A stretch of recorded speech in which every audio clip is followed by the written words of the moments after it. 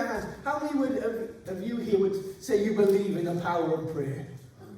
Come on, prayer makes it. How many, hands down, that's good. How many of you would say that you need to pray more? Oh, yeah. Well, listen, we're going to come on to that in the second book of Jonah, second chapter of Jonah. Let's just recap on what happened last week in chapter 1. Jonah, if you remember, is really considered as the reluctant prophet, the guy who had a calling from God, but instead of running to Nineveh, where God told him to do, he went in the opposite direction to Tarshish. And if I put that map back up, can you see? He started off in Joppa, and God called him to go and preach to the people of Nineveh. But what did he do? He got a ship going in completely the opposite direction to Tarshish. And we know from there he got a boat.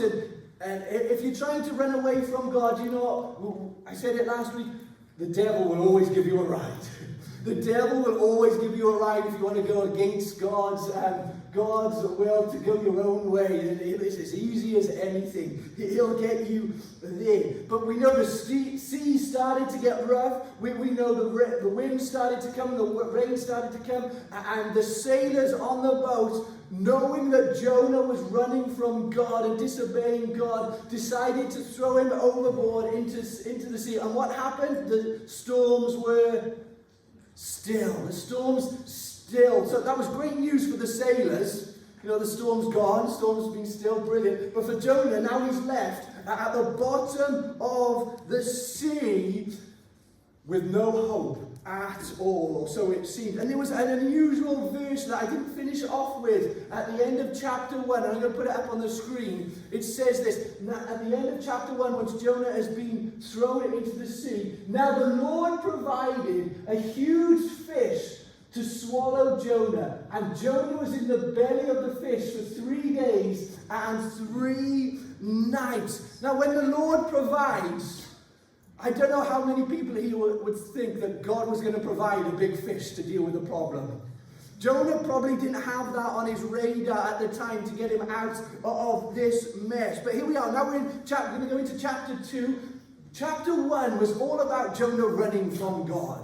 He's going his own way, doing his own thing. Chapter 2, we understand that Jonah now prays. So chapter 1, Jonah runs. Chapter 2, Jonah starts to pray. And in verse 2, the first verse of chapter 2, I think I've got it there. From inside the fish, Jonah prayed to the Lord, his God.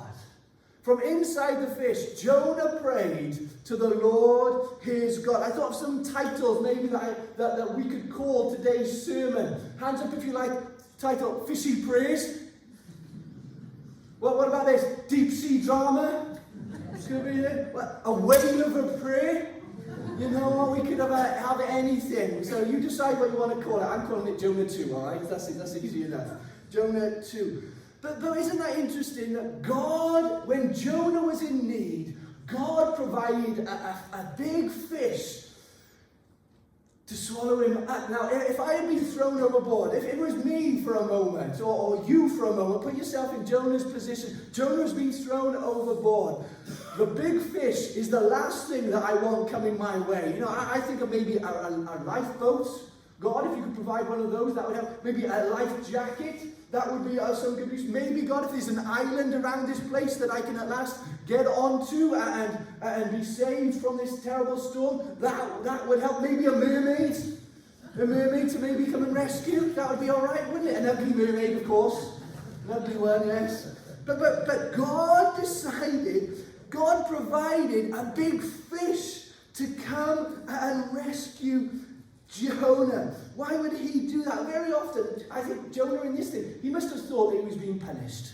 Jonah thought that he was being punished. He was in the middle of the whale. You know, he's covered in whale gut. He's covered in dead fish. Who else? Who knew what perhaps the whale had eaten or the big fish had eaten, and he's there swimming around in the stomach of the big fish, and he's feeling like God most probably is punishing him. But do you know what? And I'll put this up on the screen here. Sometimes what we call a problem, God calls provision. Sometimes what we think, well, God, why is this happening? God, why have you allowed that? Do you know what? Sometimes, very often, God uses those very circumstances to do something great, to provide a way of escape for what is to come. Sometimes what we call a problem, God calls provision. And God provided a way that Jonah wouldn't have chosen or expected. Jonah would say, hey God, I don't want this whale. And if you're in a season of a life where you're in and you haven't chosen it. You wouldn't have chosen to come this way. You wouldn't have chosen to go through this season or that season of difficulty. Can I say, God can use that season to provide what you need. God can use the difficult times in our life to get through to us and get something to us that we wouldn't have if we hadn't gone that route. I really believe that sometimes when people say, God, Rob, I'm going through a bad situation, would you help me pray that I get over it, I get past it, and I come through it? Do you know what? I think in those moments you've got to stop. Because sometimes what we call a problem, God is actually providing something to us. God is doing something different. God is changing our expectations, and God is changing something in our hearts to say, hey, God, you think this is a problem, but I can use this to bring about something good in your circumstance. And I also realize from this story, God doesn't always give us what we want, but God gives us what we need. We could have thought what Jonah could have done with a life jacket. Jonah could have done with just being swept across to Nineveh, and then he would be landed at his destiny, wouldn't he? And he could go and preach. But God gave Jonah what he needed at that time. And in every season of life, can I say, what we need is more of him. In every season of life, what we need is more of God, more of his ways.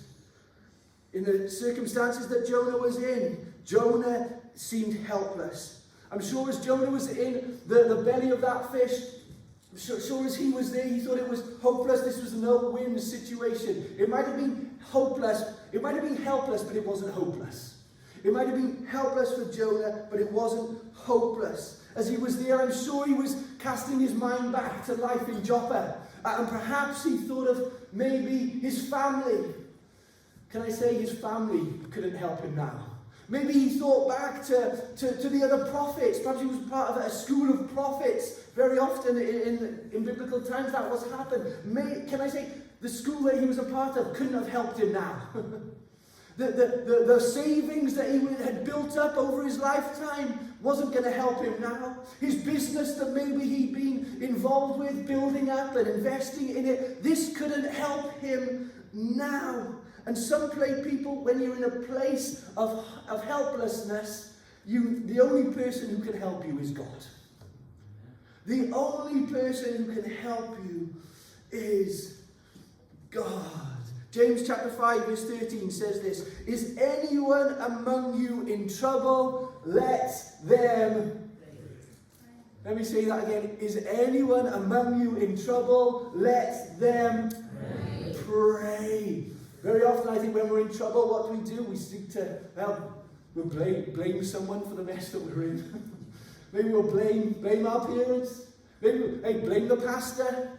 Maybe we'll blame society. Maybe a whole host of things that we could blame, or we could start even to get worried about. When we're in trouble, we get anxious, we get worked up, we get worried about what God is doing or not doing. But in a time of trouble, James tells us to. And that's exactly what Jonah did. Jonah chapter 2 is about him praying to God in his helpless state. He was helpless, but he wasn't hopeless. And I'm going to try and put some of Jonah's prayer up. I know that's a little bit small, I'm sorry, but let me just skim through it a little bit. This is what Jonah said in Jonah chapter 2 verse 2. He said, in my distress I called to the Lord, and he answered me. From the deep, in the realm of the dead, I called for help. Let's keep going down. I said, I have been banished from your sight, yet I will look again towards your holy temple. The engulfing waters are threatening me. The deep surrounded me. Further down, when my life was ebbing away, I remembered you, Lord. Jonah is at his wit's end. end. He's got no help at all. And my prayer rose to you, to your holy temple. Those who cling to worthless idols turn away from God's love for them. But I, with shouts of grateful praise, will sacrifice to you. What I have vowed, I will make good. I will say, salvation comes from the Lord. I want to say to everyone here, it's time to pray, it's time to pray. It's time to pray, it's time to pray. Turn to the person next to you and just say, it's time to pray. It's time to pray. It's not time to worry. It's not time to blame. It's not time to post something on social media saying how bad everything is. It is time to pray.